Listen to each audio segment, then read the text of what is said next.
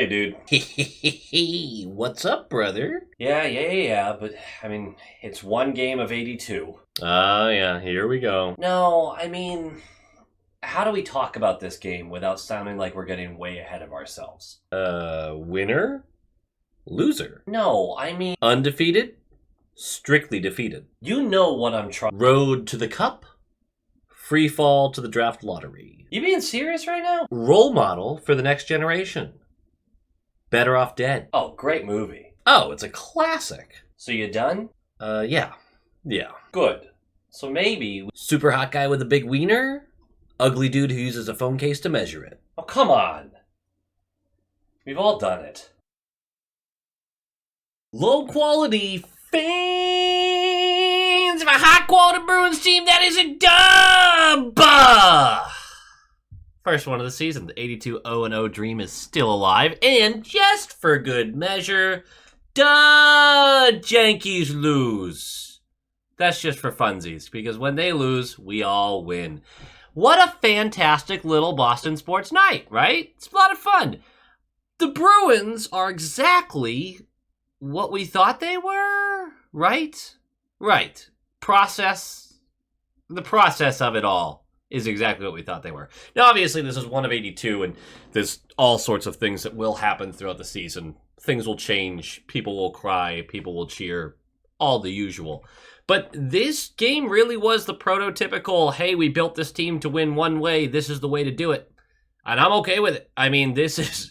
There's going to be some long games, but for the most part, this was super effective. Yes, the shot totals and things of that nature are a little misleading because, honestly, I think we kept a lot to the outside. You'll see the expected goals against was just ticking up little by little. But again, a lot of these shots, Swayman didn't really have to move that much for. He was brilliant in other moments. I'm not trying to take anything away from the guy, but this was a good defensive structure. And what I can say fully honestly, words, last year, the season started and the defense was a mess immediately. Just immediately. Backdoor tap-ins, cross-crease slappers, one-timers left and right being given up, no coverage, no structure, nothing. That was evident immediately. We were like, oh, there's new pieces that have to get worked in, and then, yeah, it's going to be a little weird. There's a transition without your stellar forwards who are super defensive-minded, and what I can say about this game is, at least to start the season, this is a completely different vibe from last year. In the sense that the defensive structure was there. We did give up a couple big chances. I'm not going to pretend we didn't, but this was a defensively stout team. Zadorov and Jokiharju looked good. Lohrei and McAvoy looked good. Hampus and Peak looked good. Everyone was kind of doing their jobs. Some of them quietly, some of them loudly. Didn't matter. They were there doing it effectively, and there was total buy-in from the forwards to also join in on the defensive effort. This is how we're going to win games, is defense and goaltending. And that's what this was tonight. The notes for the Caps here, there's really not much to say. They're healthy, as far as I can tell. I believe they have one player that's out, but I'm not even sure he'd be in the lineup. Their expectations for this season was the magic continues, right? Ovi continues to push back on Father Time. The unreal chemistry they created with what felt like a bunch of mercenaries joining their team in the offseason 2 years ago. Everything just clicked. They were great. And there's a reason I didn't believe in them all last year, because I don't know if I've ever seen a team like that just click and go all the way to the cup. That was kind of my reasoning for that. And yeah, it didn't work out for them, but they still had a lot of reason to walk into the season going, well, if that chemistry is still there, we're going to be very competitive. We need some things to go our way in the playoffs, of course, but that's the expectation. I do think people undervalue how good some of their 25 and under guys are. Like McMichael and Protas. These guys are really, really good, and they've been really effective for this team. They do their job really well. So I think some of that tends to kind of be washed away when people talk about the magic chemistry they've all had. That team has some young talent coming up that's really good. Now, still, they're going to have some tough decisions in the near future as they try to figure out where they land on the competitiveness scale and where where they're going to be pushing versus selling and all that kind of stuff. But for the most part, they walked in here and they should have been confident at home in their opener to beat a Bruins team that was going to struggle to score. The Bruins lineup is exactly what we talked about yesterday. Geeky, Lindholm, Pasta, Zaka, Middlestat, Arvidsson, Jeannot, Minton, Asimont, Huznadinov, Corelli, Kostelik, Lorai, Mack, Lindholm, Peak, Zadorov, Jokiharju, and Swayman in net. It is officially official that the Bruins will not have a captain. I know that's already been official, but we walked into the season game 1 with 3 A's. Pasta, McAvoy, and Hampus are your 3 alternate captains. I'm a big supporter of that. This feels like a transition year that a captain... I'd like to see who comes out of this year and grabs that captaincy. Doesn't hurt to go a year without a captain. I'm not concerned with that. I don't know why we would be. This is going to be a team effort through and through all year. Well, let's talk about this dub, shall we? Puck drops, and it's going to be a frustrating first, but we already knew that. 151 in, Wilson and Pasta get tangled up on the wall, and Pasta's going to go for hooking. We're going to do the penalty kill. If I had known then that this was going to be something we were going to deal with all game. Oh, wait, I did. There is no reason to believe that this team won't take 1,000 penalties this year. Offensive zone penalties, I'd prefer not, but it is what it is. But we do kill it, which is frankly better than what we were getting last year. 5-10 in, Hampus has the puck just fall off of his stick. This was almost the funniest way to start the season. Glad it didn't happen, obviously. But he's just skating in front of Swayman, and it just rolls off his stick, 5-hole. Swayman slams the leg down, gets the glove behind him, stops the puck. But if Swayman's not staring at that puck, it just goes right in. That would have been already a mountain to climb for this team. But it wasn't, so we all got a good laugh. We all brushed the rust off, and we kept it moving. 6:46 in, Van Riemsdyk for interference. It was a pretty ticky-tacky call, but we'll take it. We're going to go to the power play. The power play does set up a couple of times. They have some great scoring opportunities, none better than Geeky with a cross-slot pass from Pasternak where he misses wide while Thompson is diving across the mouth of the goal. Geeky had the chance for a hat trick tonight pretty easily, actually, with the setups he was given and just couldn't find the net. Not a huge deal, obviously. Again, everyone's kind of getting up to speed. But we do have a better power play. It doesn't score. It was far more movement than we're used to seeing. It was far more interesting than we're used to seeing. So, again, I'll just take the improvement. I'm going to say a lot of things about this one game, and it's going to be misinterpreted as me talking about the expectation for the whole season, I think. But improvement is improvement, and I'm going to take it wherever I can get it. Last year was bad. This year starts better. 6:44 left of the period. Corrali, blatant interference on Dowd. Did Dowd dive? Absolutely. But Corrali put himself in this position. He was looking for a revenge hit after a very legal hit from Dowd first, unless I'm missing something here. So I was more so just frustrated with Corrali as a veteran presence on a team that you know is going to struggle to put pucks in the net. You can't just take dumb penalties and put yourself on the kill. This was blatant. It was going to get called. Whether it was a revenge tactic or not, you know the second guy's going to go. So Corrali goes, we do kill it. Swayman plays a big role in killing that one. 46 seconds left. Jokiharju is going to go for cross-checking. I mean, technically, he does. It's stick to numbers. That's a cross-check. These guys are going down really easily, but it is cross-checking. We do kill off those 46 seconds.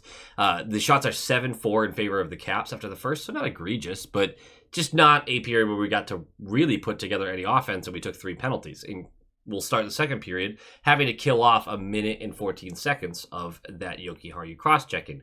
19 seconds in, McAvoy is going to go for tripping on what I felt was another very avoidable penalty where he didn't have to make the play the way he did. Gets his stick around, foot comes through, just takes out. I think it was Ovi that he took out. I don't remember who. But so we're going to go on 5-on-3 for 55 seconds. And then we'll have to kill off another minute and 5 seconds of 5-on-4. And I was really frustrated here because as much as I'm ready to just let this season come at me and absorb it as I can rather than put a bunch of expectations on it, the easiest way to spoil our time is to take penalties over and over and over again. And I know a lot of you are going to point out that a lot of them were very, soft calls. This wasn't one of them, but a lot of them were soft calls. Either way, most of them were you're putting yourself in a position to get called for them. They seem pretty obvious to me as to why they were called. Again, kind of soft, but still, And if you know the refs, which you can tell very early in this game, are going to call a bunch of stuff, chill a little, I guess is what I'm getting at. Either way, we do kill it. We kill the 5-on-3, we kill the 5-on-4. Just incredible penalty killing through this game. 6:23 in, Dowd gets a 1v1 with Swayman. This will be Swayman's probably the big first, like, okay, here we go, what do you got? Sway comes way out to cut the angle, and Dowd has to shoot early. He gets it blocker side. Swayman makes a save. Huge stop. 10 seconds later, Arvidsson is going to get a long breakaway, and he gets stoned 5-hole by Thompson. So we have a fun little goalie battle going on.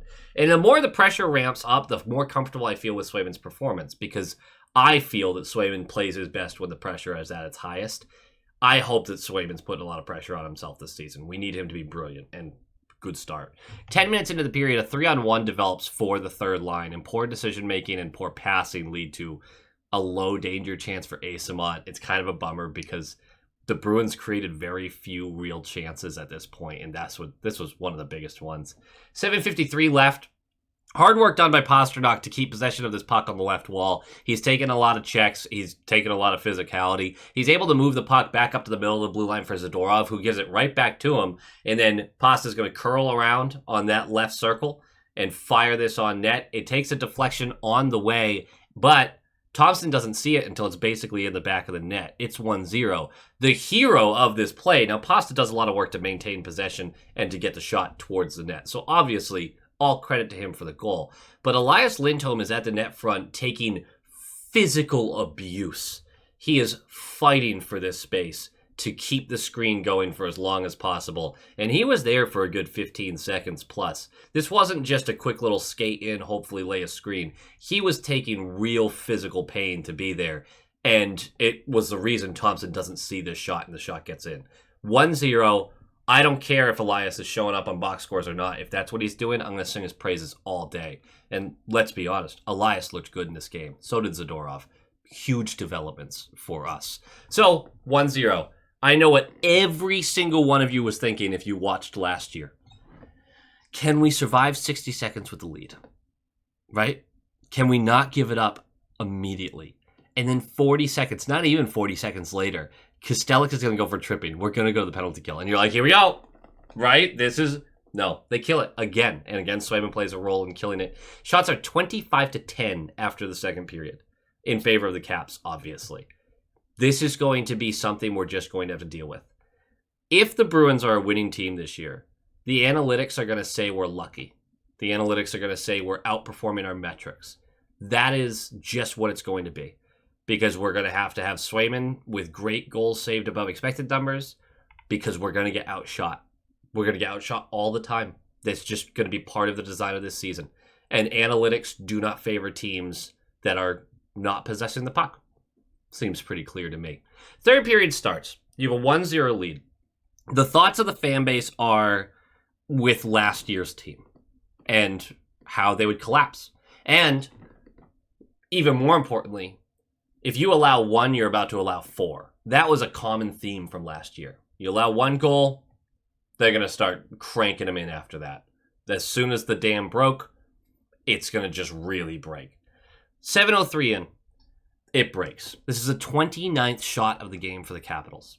Dubois skates through the middle of the blue line and is able to quickly dish it off to the left to Protas.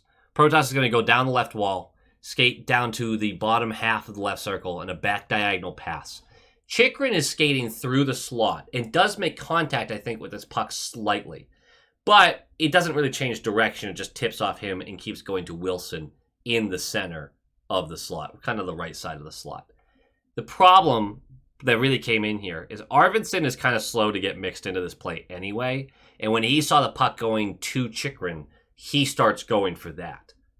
But Zaka's already playing the wall defensively. Middlestat is on Chychrun, leaving Wilson wide open. Arvidsson, because of the way this team is built and the way they're structured, his first instinct has to be, I have to go cover that body. If I'm sure there's a turnover here, that's one thing, but I have to make sure I'm ready to snuff out any scoring chance. Because the way this is going to work is the slightest mistake defensively that leaves your goaltender out to dry on a moving puck like that. It's a mountain to climb. This team is not going to score a lot of goals. It's just not going to be in their DNA yet, and that's okay. But it does put the emphasis on minimizing mistakes in coverage defensively, because one mistake can loom so largely. Wilson collects, beats Swayman high blocker. Not a lot Swayman can do here as he has to move right to left, attack the play. It was a great shot, and it's 1-1.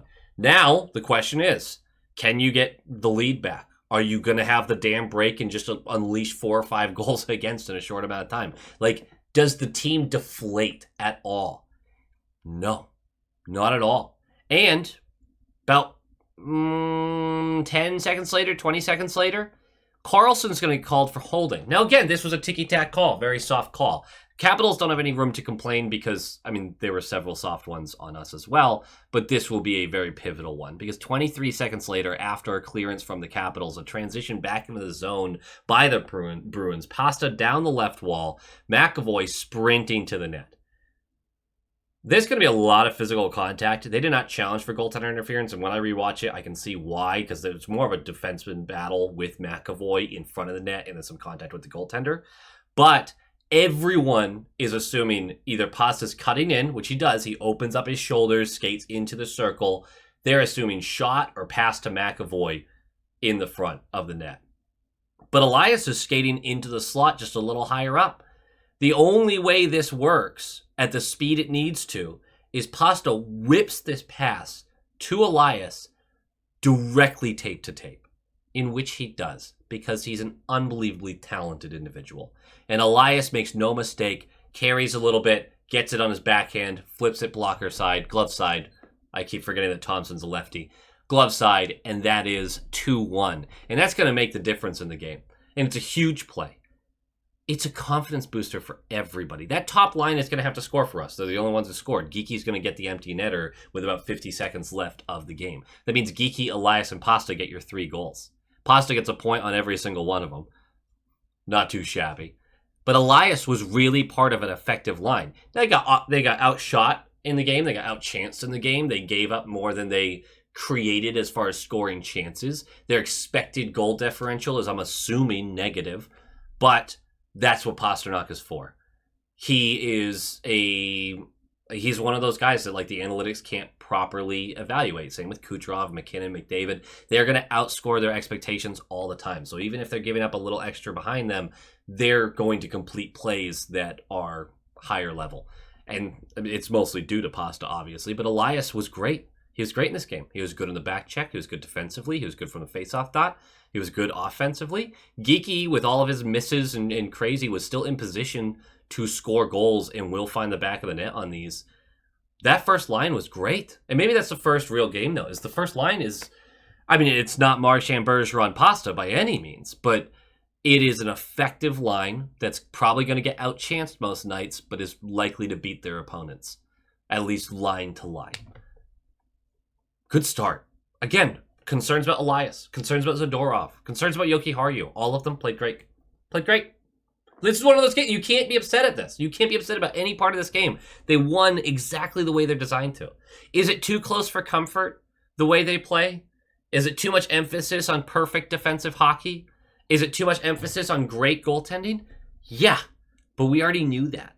It's going to be scary, and there's going to be long nights. There's going to be games that are disgusting. There's going to be games that are boring. There's going to be some long weeks.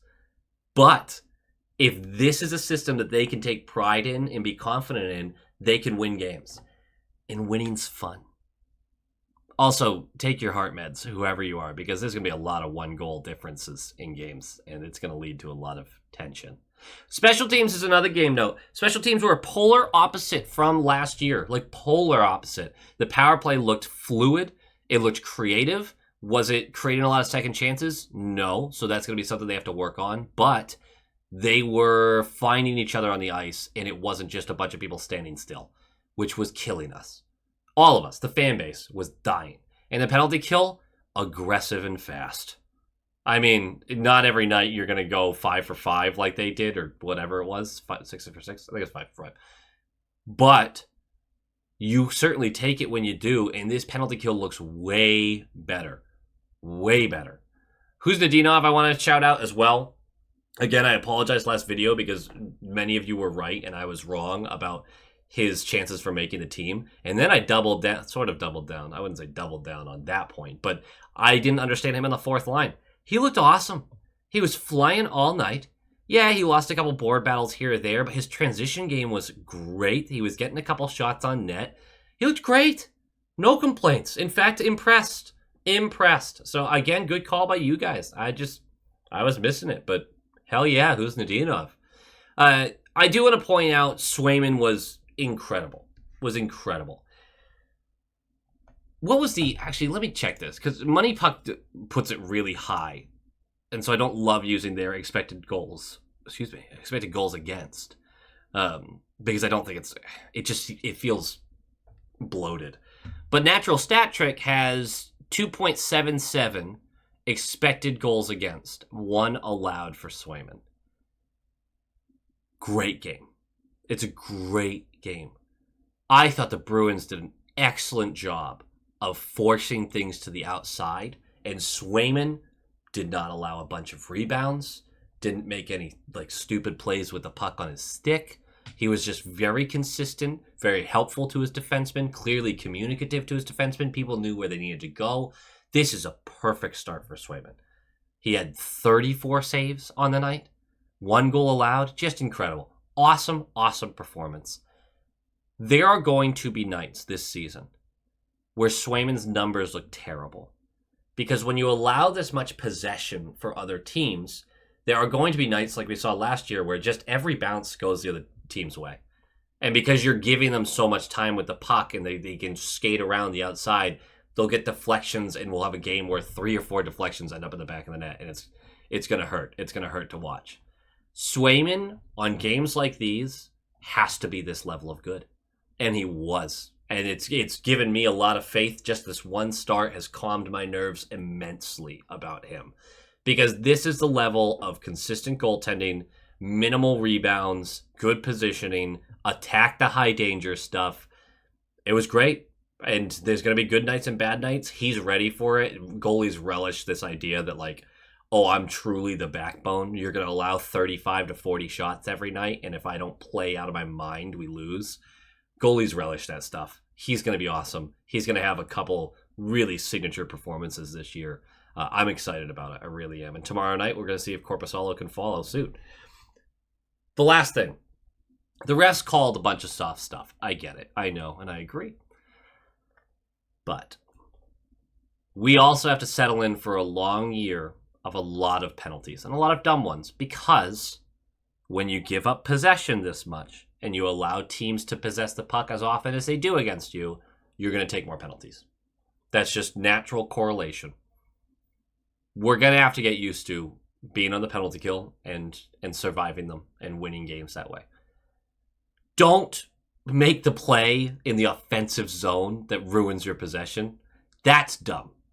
Every coaching hates the O-zone penalty. I'm just saying, kind of get used to some of these calls, guys. They're going to come, and a lot of them. Remember also that in the beginning of the seasons, refs call a lot of stuff and then calm down after about a month. So the first month is going to be interesting with that, but it should even out at a certain point. Other than that, that's all I've got. I am, at the tail end of these videos, we'll go back to having a shout out for all of the high quality inspectors and the members of the YouTube channel and everything. I just have to rework that system. We are also working on an opening, which is very fun. I feel like we're just really getting back into the swing of things. This is a weird time in my life, just in general. But luckily, the bees got me. Go bees. Go bees!